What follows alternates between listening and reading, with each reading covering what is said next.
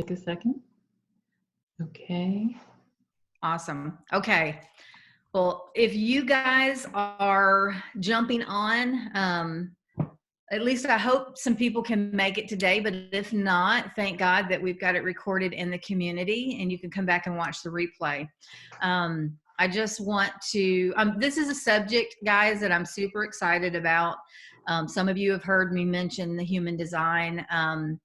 The reason why I'm so excited about it is it was such a game changer for me when I found this over 7 years ago, close to 8 years ago. And at that time, I did not know Karen.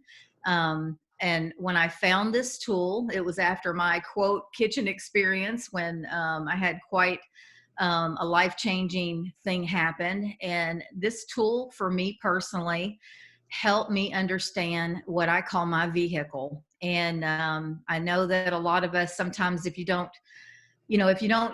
come from that background where things just didn't go, I guess, the way the timeline or the way that you thought they were supposed to be, you thought you were just screwed up.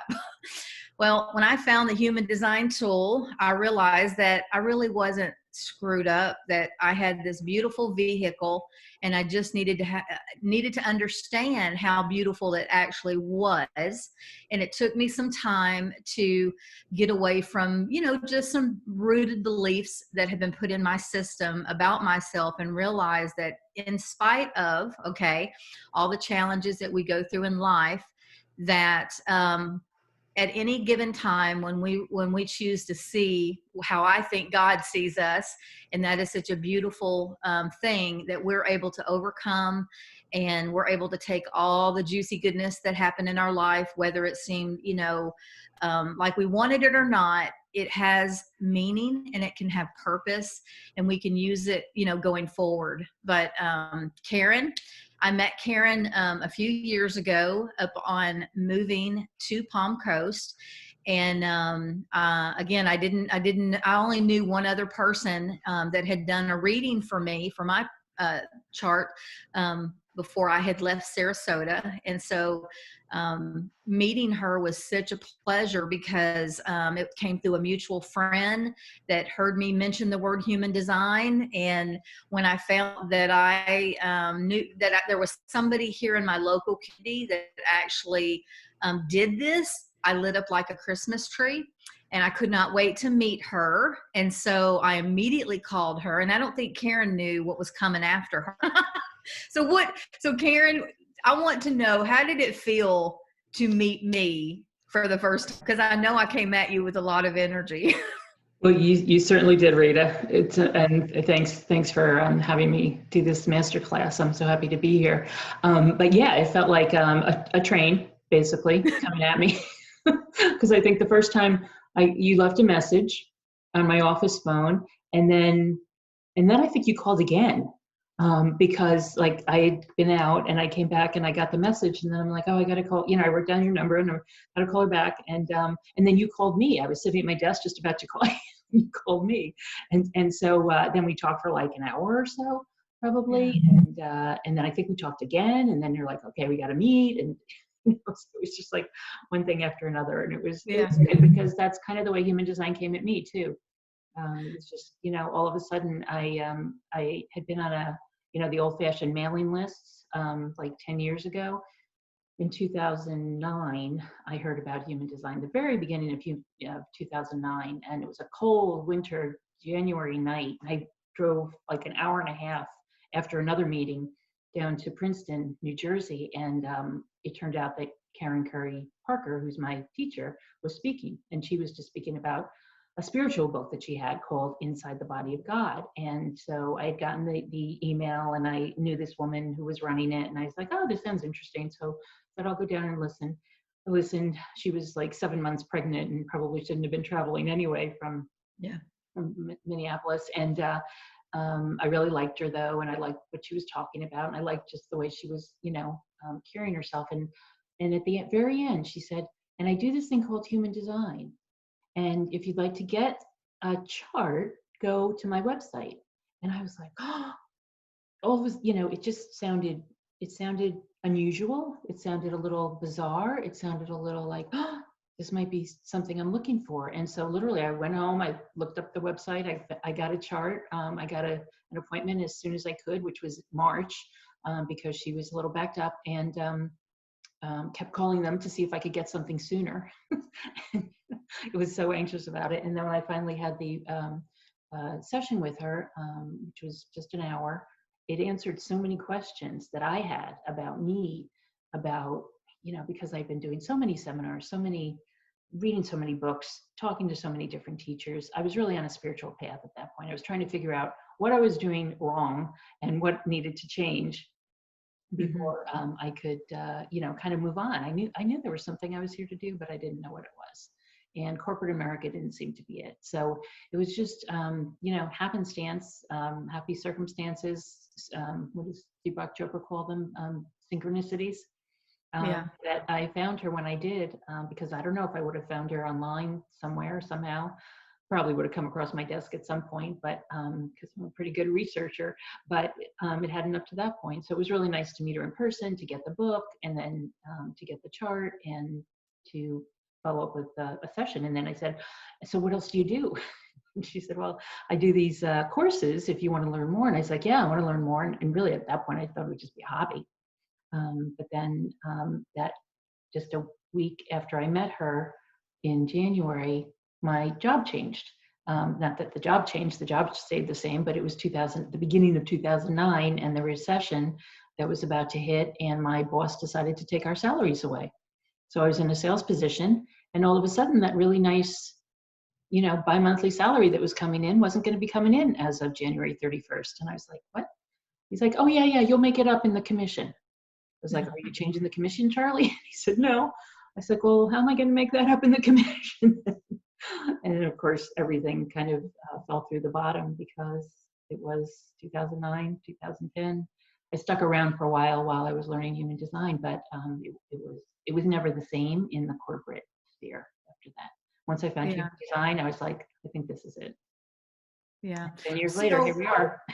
Yeah. And the thing that I want to bring out, because, I know in the Happy Catalyst community, there's going to be all types of people show up in this space. And, and I want to emphasize, I came from an evangelical background, very Christian. So timing for this tool is everything, because if it would have came into my life a number of years previous to when I found it, it would have been of the devil. I mean, it would have not been on my radar. And if I saw it, the signs and symbols and all of that stuff would have just spooked me, and it wouldn't have been right. But, when it did come into my life, there was this experience that I had with love, that I had never experienced before in all of my Christian journey. I had never felt that kind of love before. And that tool, not that tool brought me the love, because I had an experience but that tool was something that helped me understand how to operate in this love. It helped me understand that God was within my body, and I needed to listen to it and get in tune with it. So for you, Karen, you come from a different background. What did that look like? Because I want people to understand we're coming from all these different backgrounds, and we're learning about these tools that are really helping us to have a better love walk with each other. Yeah, exactly. Well, I was raised Catholic. My mother was Italian, my father was Polish, so of course we were Catholic, and growing up in New Jersey. And I was in the church for a long time. I would say probably up until 2003. I mean, even before I was married, I was president of the parish council. I was a good church-going girl. I had, 12 years of Catholic school education, and then college after that, but then I was back, in the town, in the church, and very involved, and giving, helping, and both from a doing and helping and volunteering aspect, but also giving a lot of money to the church, because that's what was kind of expected. And not that there's anything wrong with that, but every institution has to survive somehow with its people. But it was also the time when all the child abuse stuff was coming out in 2003, around that time, the early 2000s. And one Sunday morning, I was sitting there with my check all ready to go to 12 o'clock mass on Easter Sunday, And they had on Meet the Press 4 different bishops, all of whom lied to Tim Ressert's face and said, oh, there's nothing going on. And you know, you can just, I mean, I'm a pretty good read of people. You know, you can tell when people are lying. I knew those guys were lying. And I was like, I just took my check, I ripped it up, and I was done with the church. And I haven't come back since. So, you know, except for a wedding or something like that. Right. You have to go. But I didn't look back because I really was not happy with that situation. And so that meant a big deal to me. And I'm still a spiritual person, but I am not of the church anymore. I just can't be part of that institution. And so I don't think we need to be part of an institution anymore. I think that this, you know, I don't think it was an accident, Rita, that the book that Karen was talking about was Inside the Body of God when I went to listen to her the first time. And so she literally was laying it out as we all are part and parcel. She talks about it like we're all a piece of the puzzle, a drop in the ocean, like we are all one and we're all connected. Yeah. And we're all interconnected. And that's what I liked about, you know, her presentation, but that's also what I like about human design, because we get to be our unique piece of the puzzle and have our purpose and have our decision-making strategy and know what our specific personality traits are or aren't, and let go of the ones that aren't, which is, for me, was a big deal because I'd taken so many courses saying, oh, you have to be this, you have to be willful, you have to have willpower, right? All those Tony Robbins courses where they say, oh yeah, we're gonna give you willpower. Well, I just don't have willpower in my chart, and I never will. And it doesn't mean I'm a bad person. It just means I don't have willpower. I have other ways to make decisions. I have other ways to decide to do something and to make agreements, and so do you. And so there are, and so does everybody. We just have our own ways of doing it, and that's okay because we can explain that in the chart. Right. Well, one of the things I thought would be interesting, I wanted to intuitively do this call.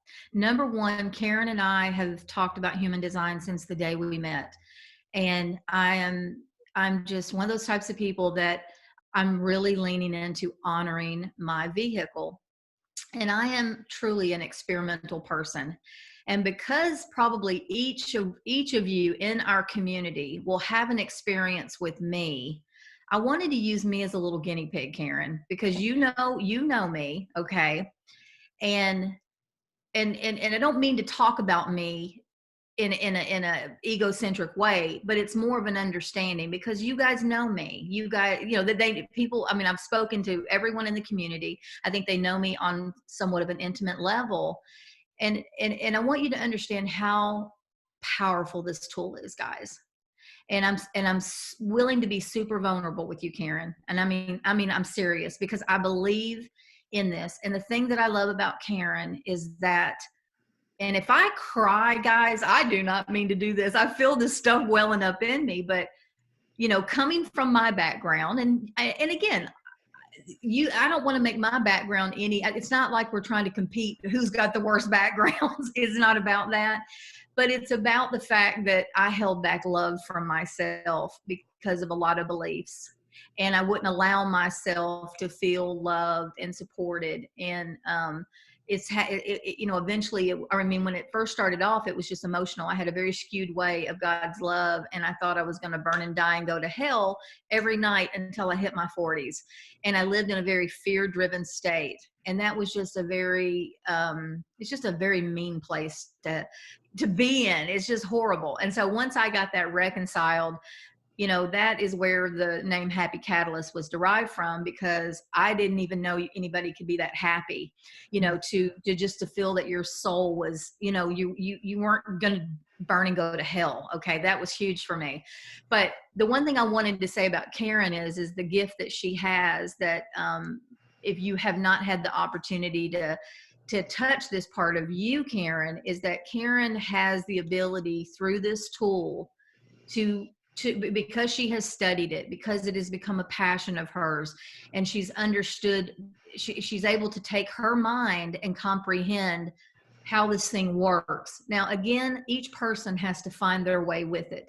She is not the expert on you. She's the expert on teaching you about a tool that can radically change your life.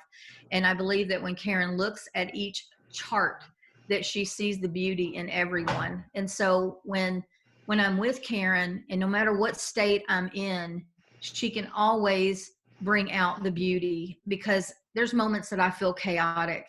And it's so soothing to know that Karen can say something about my chart, say something, and it brings me back to who I really am. So I feel like she makes me feel beautiful when I can't feel that on my own. And I just want to thank you for that. And Thanks for saying that, so, Rita, because that's a lovely way to describe it, because that's really what happens. And the good news is that I've got my chart, and even though I know all about it, I can look at my chart and see the same thing. It's like, oh, okay, that's why I'm doing that, right? That's why yeah, that's happening. That yeah, this is, I need to change this a little bit, and if I change the way I'm mirroring my partner or my friend or whoever, then then the situation will change too. So it really right. gives you a lot of insights. Yeah, I'm happy to be able to talk to you about your chart, Rita, and bring that out whenever I can, because it is a beautiful chart. But I love the charts. I love everybody's chart, and I've never, as other people have said, I've never seen a chart I didn't like. It's right. it's a gorgeous thing. It's so cool to put all the pieces together, because it really is a puzzle. Like, you start Yeah, putting all the pieces of you together, and it's this gorgeous, whether you want to call it origami or artwork, or, it's just a beautiful thing to be able to see all the possibilities, all the pieces that are there, and all the pieces that you forgot about, right? yeah. It's all the stuff we forget about ourselves, and how much we can really be in love with ourselves once we know all the pieces are there.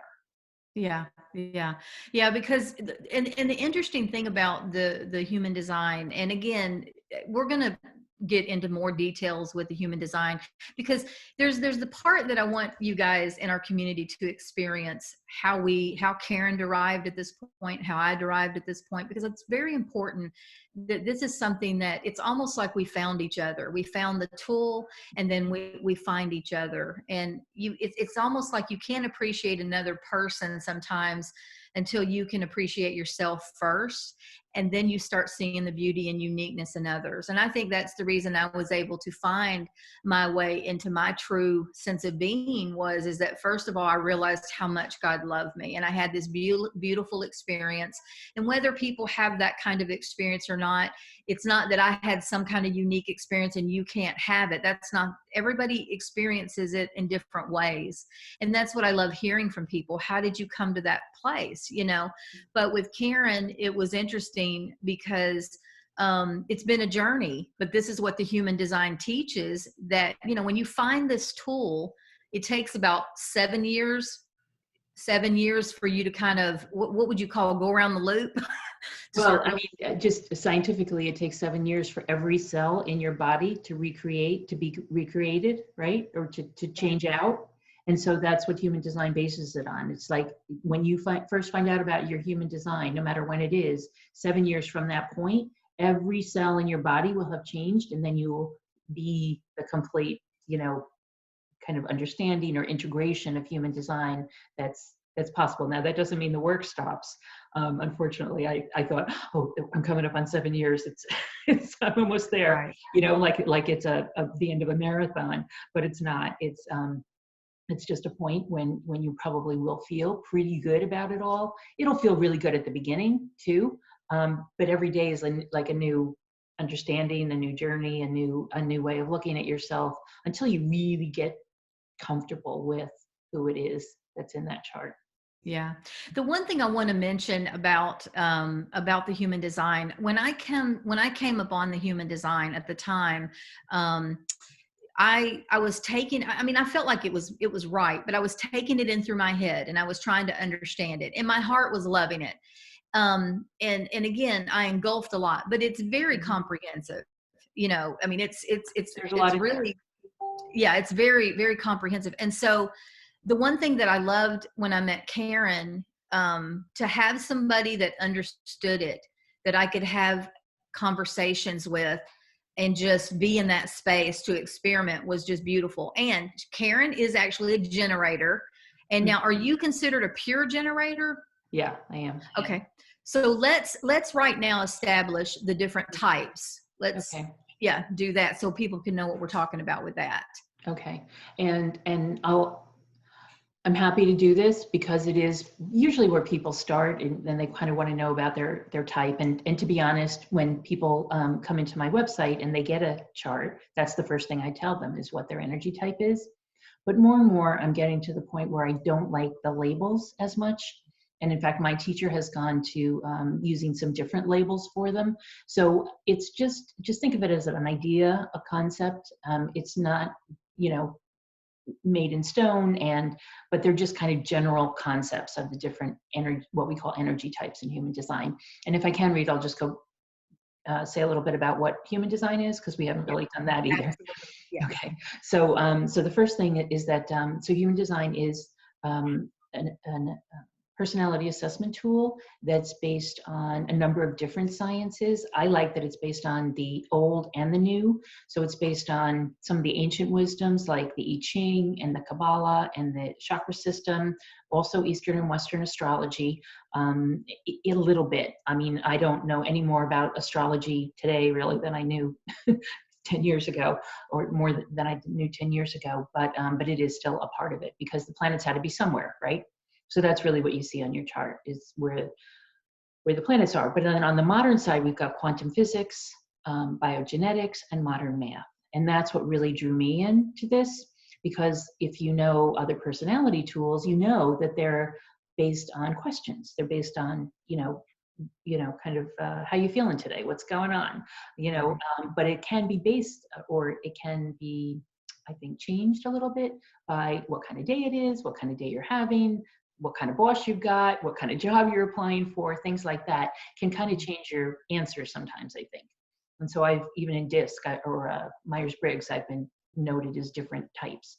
Anyway, what I liked about human design is that it's based on birth information, and the birth information doesn't change, obviously. I do have ways of helping people get their birth information. If, for example, you don't know your exact time, I have my ways of getting there, so don't worry about that. We'll find a way, but it is based on birth time, date, and location, birth location. And from that, we are able to draw up a chart. It's based on a software program that I use. And just imagine when it first started in 1987, there were no programs.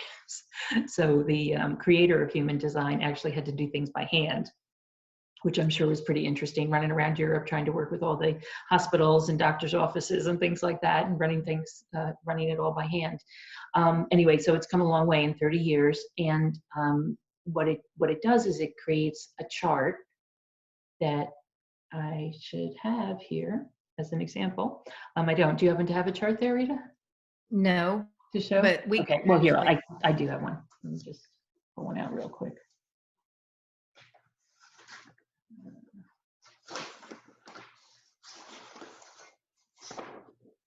So it'll look something like this. And basically what we have are, on the chart, are 9 different energy centers. And so think of it as your body being all these different energy centers. Just as if you went to the hospital, you might get an EEG for your brain, or you might get an EKG for your heart. Those are both tests that in the hospital or the doctor's office that show a wave.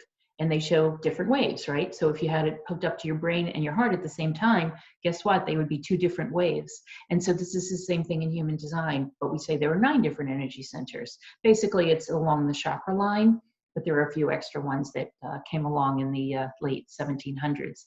And so now we've got 9 different energy centers in the chart, and that's what we look at. We take a look at how your energy centers, which might be colored in or not, match up with other people's. And when I talk about your energy centers, we can see how those play out in your life.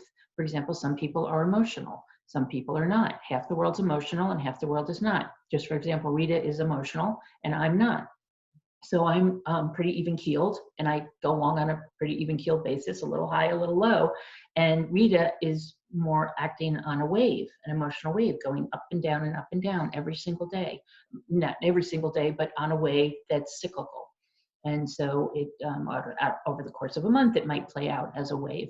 And so those are 2 different ways of being and 2 different ways of making decisions. And so it can play out in different ways for different people, obviously. Some people have the will center defined, some people don't. Only 1/3 of the population has the will center defined, for example, which means that they have willpower. They can get things done pretty easily. They can be pretty willful also, a little bit stubborn sometimes. And so that's 1/3 of the population, but they're also very motivating. Like, you know, a Tony Robbins, Jack Canfield, Wayne Dyer, when he was alive, they all had the will center defined, even though they were different energy types. And so they could be very motivational. They would get up on the stage, they'd say, come on, you can do it, I know you can do it. And so they were like cheerleaders. And that's what people with the will center feel like to us. They feel really good. They feel like it's like the, you know, the yoga instructor who's up at the front of the room. Come on, you can do this, I know you can. Or the Peloton instructor, right? And the bikes, doing the soul cycles or whatever. You can kind of feel that energy from them. And so teachers, parents who are like that, you know, we kind of like being around them. And so those are just some of the different energy centers that are in the chart. And so we get to take a look at those. Beyond that, we have energy types. And so there are 5 different energy types in human design. And again, I won't call them labels, but they are just general concepts of how people act in the world. And so I'll start with manifestors. Manifestors are only about 8 or 9% of the population, and they're here to get things started. They're here to start a business or a not-for-profit or a community organizer,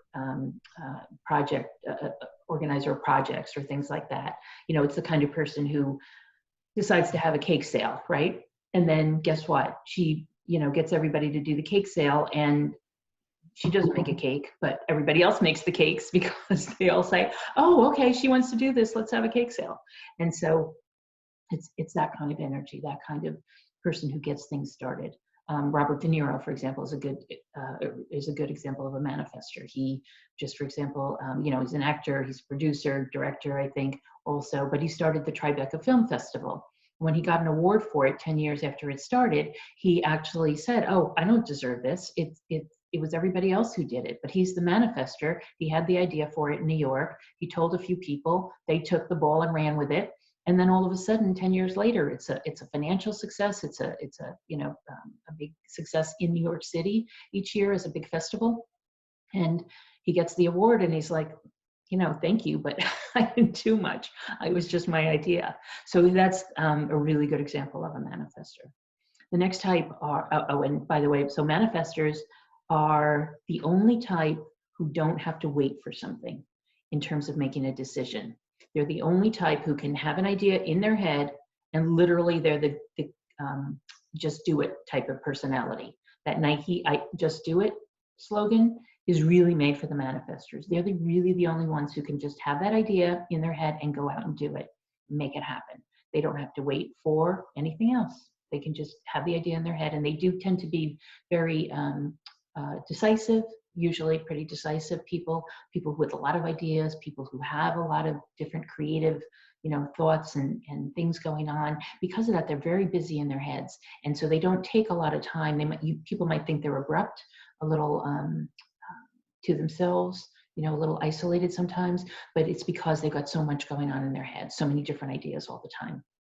It's almost like a train going down the tracks and they're not stopping at any stations. They just like to get where they're going and they don't need anybody to stop them. The next 2 types are generators and manifesting generators. So I happen to be a generator. Rita happens to be a manifesting generator. And together we're about 70% of the population. It's just about half and half. Generators just a little bit more, but we're the worker bees on the planet. We're the people who get things done. In the last century, we were the ones who were the farmers and the laborers and the factory workers, and we really built this, not only this country, but other countries, and we got things done. We could actually go to work for 10 or 12 hours a day, come home, take care of the kids, fall into bed at night, exhausted, get up the next day and do it again, and do it for 50 years or more, right? And if there were farmers, they never stopped. So it's the kind of thing where, you know, and manifesting generators especially would just keep going until they drop dead. It's just, you know, we like to say they just kind of walk into the grave. You just never stop. So on the one hand, manifesting generators, generators and manifesting generators both have the sacral, that allows them to have that energy to go and go and go. The difference in between the generators and manifesting generators is that generators will not have a voice that's connected to a motor, whereas the manifesting generators do. And so it gives manifesting generators a much easier time speaking. It is connected to a motor. It is, their throat is easy to be heard. You know, like they're the type of people who can yell across the football field, right? Or go to the playground and call for the children, and the children will hear them. Whereas if I go to the playground and yell for the kids, they will never hear me. I'm the type who would need a bell or a balloon or something like that to get their attention. And that's what I actually touch my clients. But I have a harder time being heard. Of course, if you want to hear me, you will hear me. But if I go into a store, say like CVS, or I'm at Publix, if the person behind the counter doesn't say hello to me first, when I say hello, they don't hear me. They're just not expecting me to say hello first, or they don't hear it. I mean, basically, if I hold my hand in front of my face, I can feel the puff of air that comes out. It doesn't go very far. So this is literally, I mean, when I heard that, I laughed, basically, because I was someone who was in corporate America for a long time. I was always trying to, you know, get ahead, get to the next level, you know, do the speaking engagements, do the trainings, do all these kinds of things. And so I took voice lessons, I took speaking courses, I was in Toastmasters, I did all these things to try and get my voice to be better heard and better projected, and, you know, the kind of thing where they would actually hear me in a meeting, because nobody did. Nobody ever heard me in a meeting. And usually the person next to me would steal my ideas. Not that they would always steal them, but they, you know, repeat what I said to be nice or to steal my idea, and then they'd get the credit for it.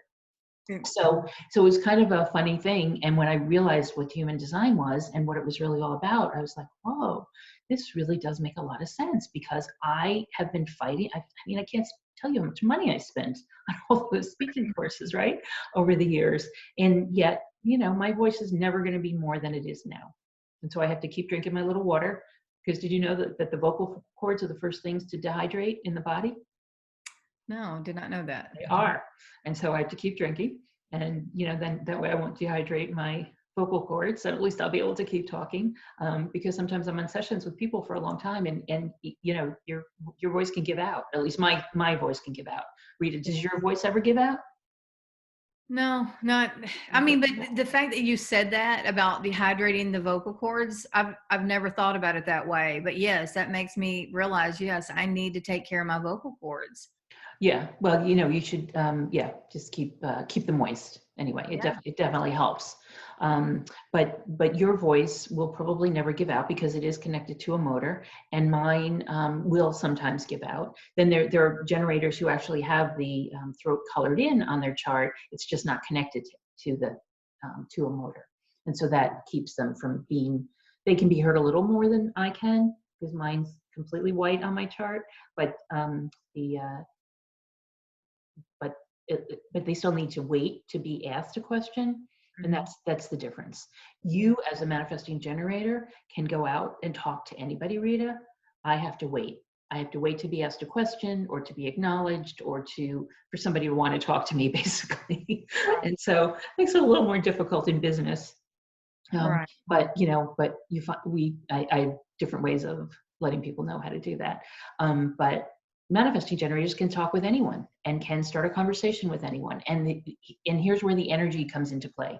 People want to talk to manifesting generators because they get that you have the energy that they want.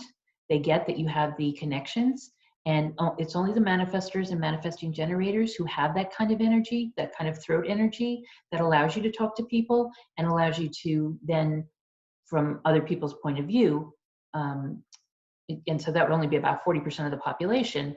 You have the wherewithal, the power to do a referral, to make an introduction, to find somebody that they might be looking for. It's all kinds of positive activities that can happen from a relationship with a manifesting generator or a manifestor who has that kind of voice. Does that make sense?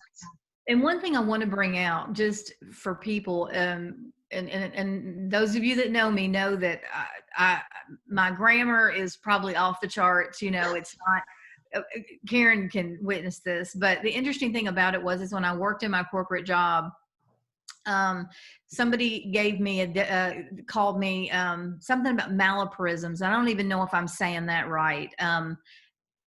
Is that the correct? You're getting me there, but I think it's malapropisms. Okay, that's it. Okay, see? And the thing about it is what I realized is that I did Toastmasters and I did some things and it never felt authentic to me. So you have people Really? Well, there was things about it that I could not speak from my heart. And what I've realized for me is that, yes, I want to speak appropriately and make sure I'm speaking in the English language and things like that. But the thing that's so interesting for the people that have tried, like yourself, to do this, and, to try to get all right, and me just come out and I'm just saying whatever, and I still attract people. So, you know what I'm saying? It's funny how, it's just funny how. Well, it's what makes life to some people not seem fair, right? Right, exactly. And we'll get to two other types who definitely don't think life is fair, but generators were one of those types who, it's like, wait a minute, I've spent all this money. How come I can't, get a raise, get a promotion, get to the corner office, all that good stuff. It's much harder, and with that being said, it's a little harder for us to be successful. But on the other hand, Bill Gates and Steve Jobs and Oprah Winfrey are all generators. So they were able to make it. And as manifesting generators, we've got people like Ted Turner, Richard Branson, Angelina Jolie,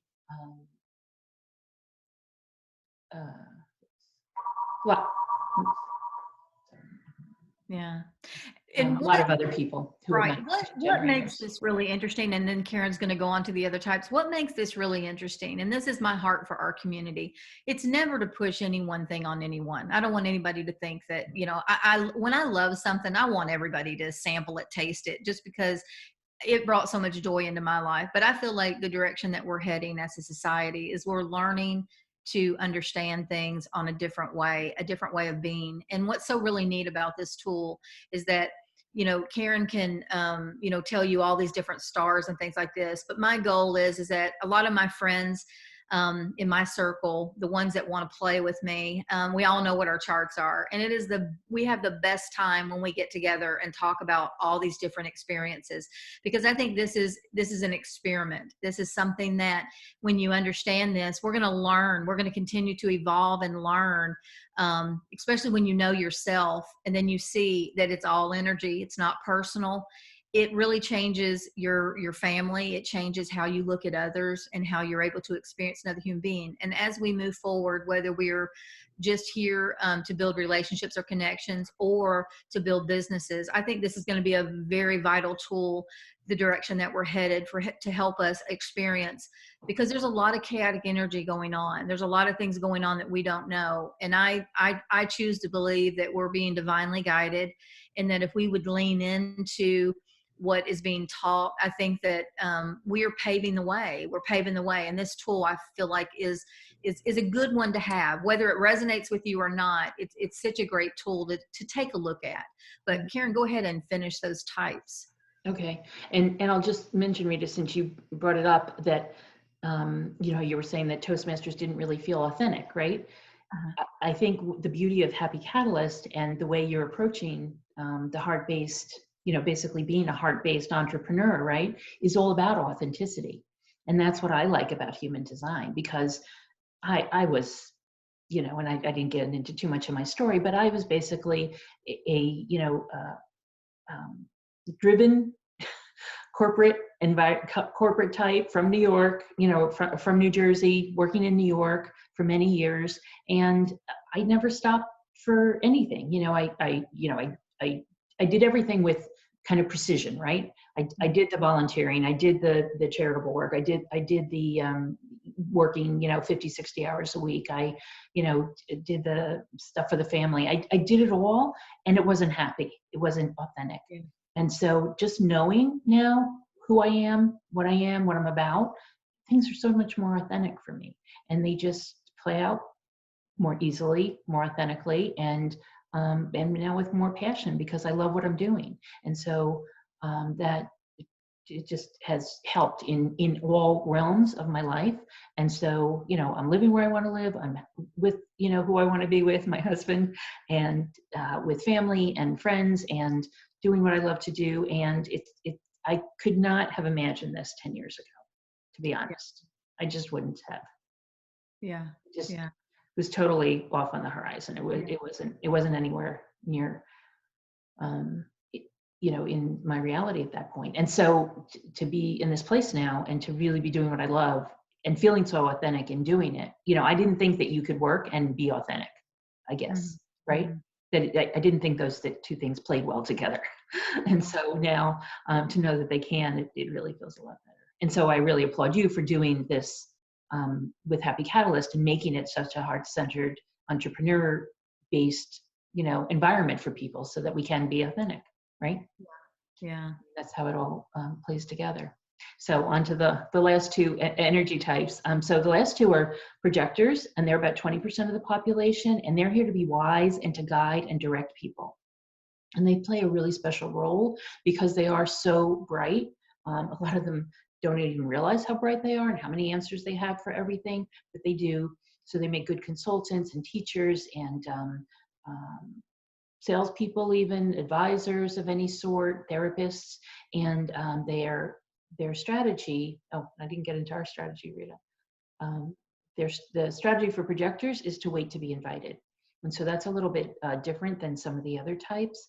And but if they wait for the invitations, they'll get the invitations. And they have a beautiful spirit about them and a beautiful energy about them that really, once projectors understand how great they are, how wonderful they are, how lovable they are, they can actually attract the invitations in a really beautiful way. And many do. I'll just go back for a second to the generators and manifesting generators. Our strategy is to listen to our gut. So it's actually a fairly easy way to be. It's just that we're in competition all the time with our heads because we think that we should still be using our heads to make decisions and weighing the pros and cons and kind of, figuring out and making spreadsheets and charts and all kinds of things. And that's not the way to make a decision. And so it took me a long time to really trust my gut, to trust what I was about and how to make a decision. And for generators, it's really simply just listen to your gut and wait to respond. And for Rita, as a manifesting generator, and all manifesting generators, they can first listen to their gut, but then because they're usually acting fast, walking fast, talking fast, eating fast, and doing a lot of different things as they should be doing, then it's best for them to let other people know first what they're about to do, the ones who need to know, not to ask permission, not to get approval, but purely to let them know so that they don't get upset with them, and then go ahead and do it. Yeah. So if you're taking a trip across the country, when we're able to take a trip across the country, you just want to let the people know who need to know. Yeah. That's one of the things I want to emphasize about myself. And doing this community, I've had to feel my way through it. And I know, like, I'll do something and I'll need to change it.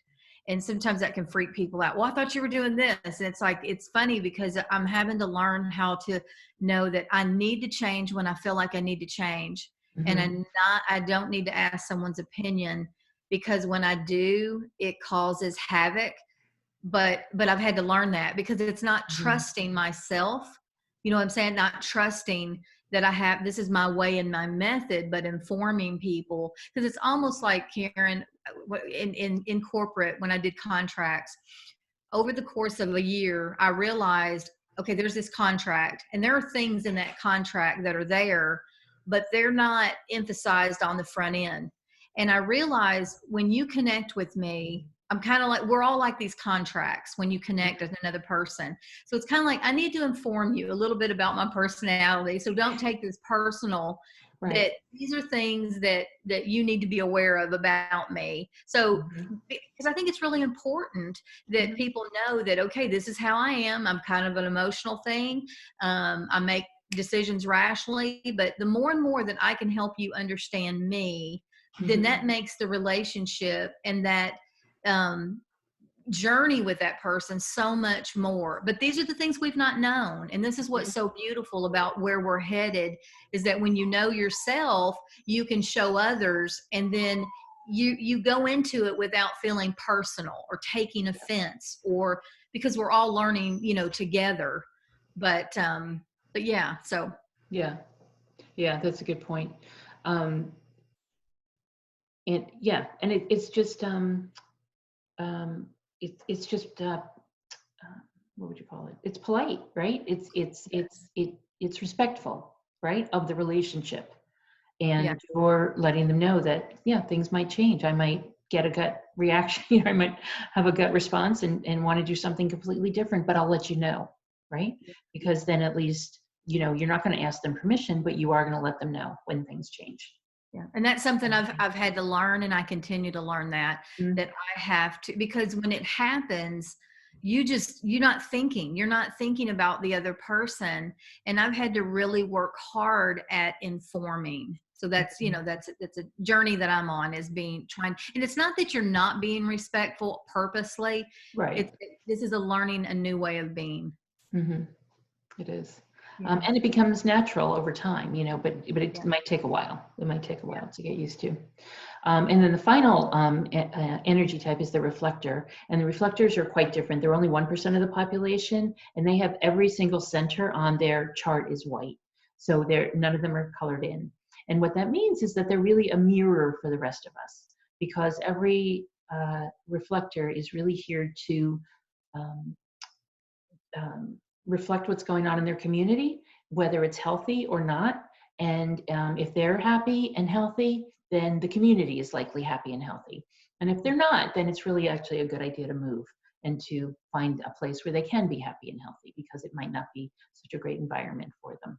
And they have a very different energy or way of making decisions, in that they are waiting for 29 days.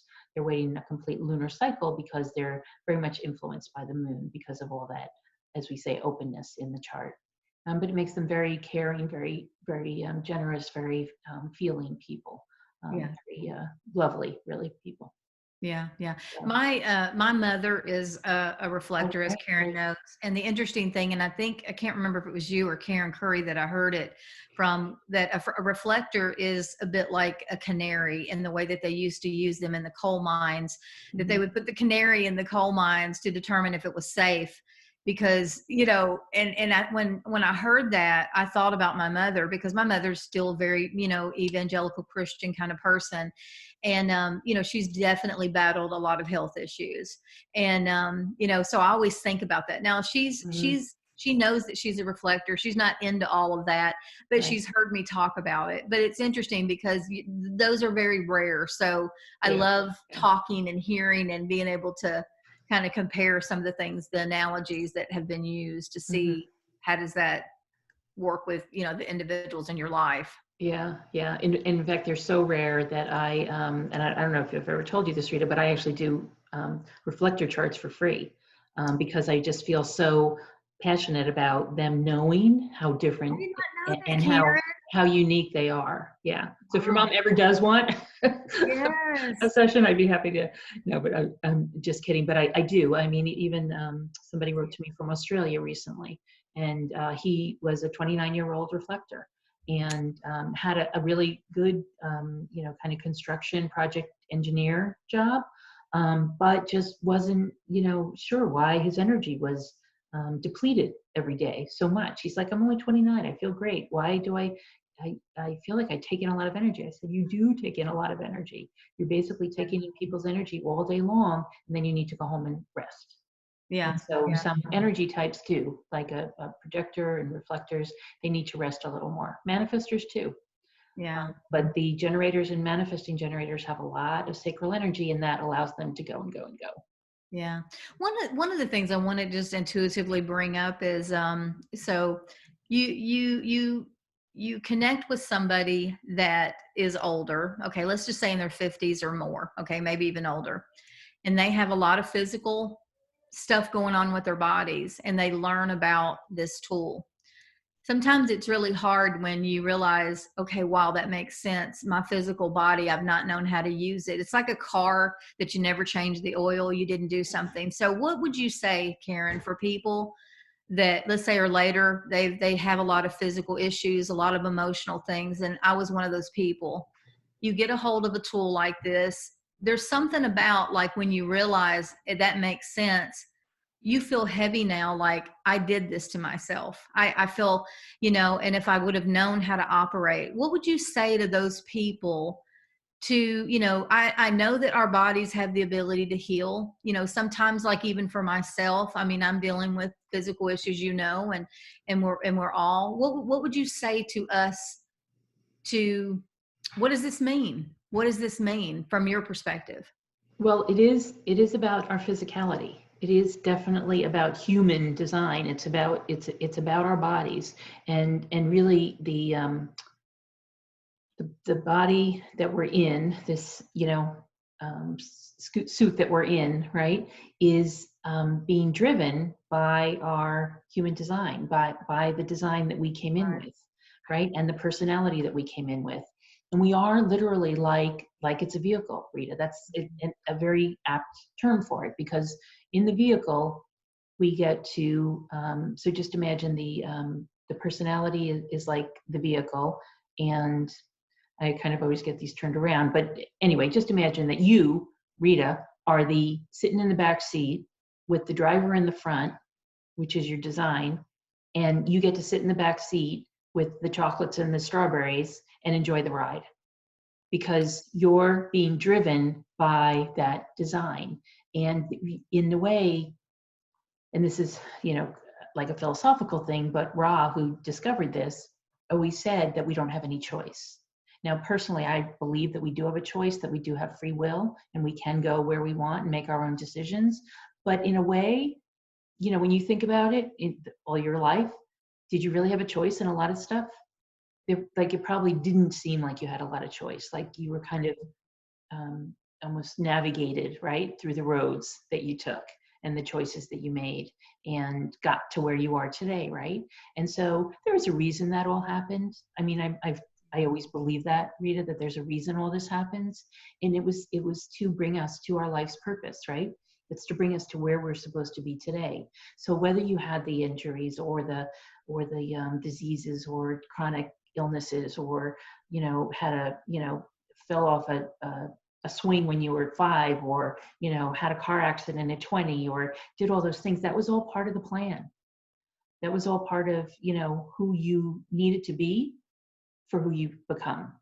Yeah. And so it's kind of a trusting way within human design, that's all part of it. That's all part of what goes into your design. And that as you live through all those and learn through all those, you're really living your life's purpose. And Yeah. so what's nice about human design is that when we get, because a lot of my clients are in their 40s, 50s, and 60s, right? And mostly women. And we're trying to figure out what we're here for, why we're here, what we're doing. And all those pieces, when I line them all up, when we're talking in a session, we realize that every single one of them played a part. And so I would just say, accept what's going on for you. But then there are definitely ways to work with your design in terms of your exercise, sleep, and eating that can help you to feel better. So there are definitely answers in the chart that can help, but everything that's happened up to this point happened for a reason. Yeah. So one of the things I want to let people know in the community is that we are, Karen's going to come back on later on in the month, and we're going to do a Q&A. And if you're, the next step. yeah. And if you're catching this just on the replay, this is going to be available in our community, and we'll probably be doing Q&As ongoing, and just intuitively be rolling this out and experimenting with it. I know as a community, for the people that are interested in participating, it would be neat to know what you are, and we can all experiment with this to see how it can be such a valuable resource to us, to kind of grow together. There are so many things that 1 call, 2 calls, 3 calls. This is a true experience. Once you really get into the designs and how interesting they are. I mean, Karen has the ability to do these overlays and all kinds of things. I mean, she had a course, and it was on relationships and marriage and things like that. And it really helped me see and understand some things about my relationship that were just game changers. And you'll hear me say, I have an undefined root, and we'll talk about that later. But that was life-changing to find out why I felt the pressure that I did in my life. And it had all to do with this undefined root. And if you are one of those people that discover that you have an undefined root, this will be big for you. It will feel like you have a lot of answers, and it'll help you navigate going forward. But I want to encourage each of you to go to the link and get your chart. And on Karen's website, she has some videos that describes each one of the types. Mm-hmm. So when we do have the Q&A, or you have the opportunity to connect to Karen on one of the calls that she's on, then, you can ask her questions, and you can, connect with her in that way. And again, the goal is as a community, we just continue to get to know each other and explore each other and to help each other as much as we possibly can. But Karen, is there anything you would like to say before we jump off? I want to mention your book. Okay. So the book that Karen wrote was Getting to Know You. Her book is a little bit different than any other book that's out there. And what I loved about her book was a lot of the material that you will find gets into the actual mechanics, which is wonderful. Mm-hmm. But Karen wrote a book that when she asked me what it felt like, I felt like it was easy. It was something that for somebody coming on to learning about human design, it wasn't getting into your head immediately, because it's a lot to learn, when you're thinking about it. But Karen's book to me was just a very light version of being, introducing yourself to human design. Mm-hmm. Yeah. And you can find that on Amazon, and it's on Audible. Yeah. So on the Amazon site, it'll be in Kindle version, paperback, or Audible. Okay. Yep. Yeah. And she did a phenomenal job on that book. And I just was so excited and she threw that book together really quickly. It seemed like it just happened like that. And that goes to show you, when you step in your power and, you step in your purpose, it's like things can happen very quickly.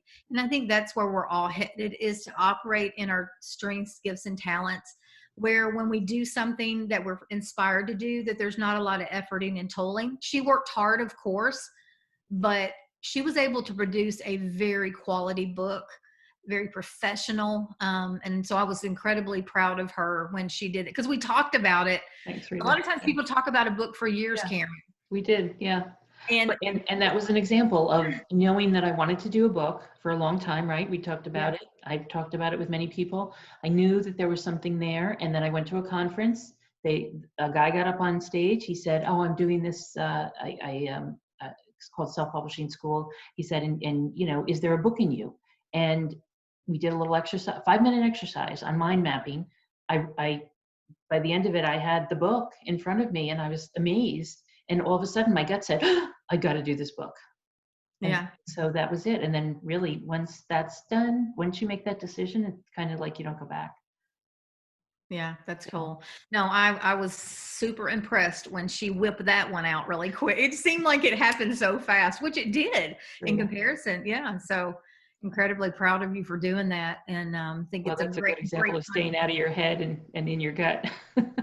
Yeah, absolutely. So these are some of the things that I think, when you start exploring the human design, for us to operate in our true giftings and talents and to work with the energy that is made available to us, I think that's where we're going to be able to relax a little bit more and honor ourselves. And, Karen has taught me a lot by knowing her. I feel like what I've seen with the virus in your life is that, and correct me if I'm wrong, Karen, I feel like this virus, what it's exposed to you is how right so many things are in your life. Would you agree with that? I would. That it's all led up to this. Yes. And that we're at a very special time. Yeah. Yeah. And I see that, Karen, it's so funny that, again, I think right now so many lives are collided. And to have the different people and how we're coming together, coming from such different backgrounds. That's what blows me away, is to come, I feel like I have connected people that would have not normally connected. Right. And that is what is so exciting. I feel like we have discovered something that together, we can make decisions differently. We can plan differently. We can build communities differently from a heart space, because there's been so much that has divided us, and there's something common, that's bringing us all together. And I think we're just at the beginning of learning how to operate without division. Yes. It's just a new place to be in. But Karen, thank you so much for doing this today. And I'm so excited about people getting their charts, and us rolling out and doing the Q&A, and then just seeing where this goes. Because again, it's in the community, there's a lot that I'd love, for people to know, but it's kind of about what you want. If you have an interest in this, let me know, do your charts, when we do the Q&A, and we're going to intuitively see where this goes. I mean, I'm passionate about it, but that doesn't mean everybody else has to be passionate about it. Karen, I know, is passionate about it, but I hope that it will help you, and it will bring as much joy to you as it has Karen and I. And we're excited about, just continuing to share this with you. And thank you so much for watching. Here, if you did it live or on the replay, I realized that some of the ones in the group probably did not realize it was not a Zoom. I tried to emphasize that it was a Facebook Live. And if you've commented, I was not able to see the comments as we were talking. But it is, and I'm going to have it uploaded into our library also. So it'll be in both places. But Karen, thank you so much. And do you have any parting words, or are we good? I think we're good, Rita. Thank you so much. Thanks for having me. Okay. Thank you, guys. And we will talk to you again on the Q&A.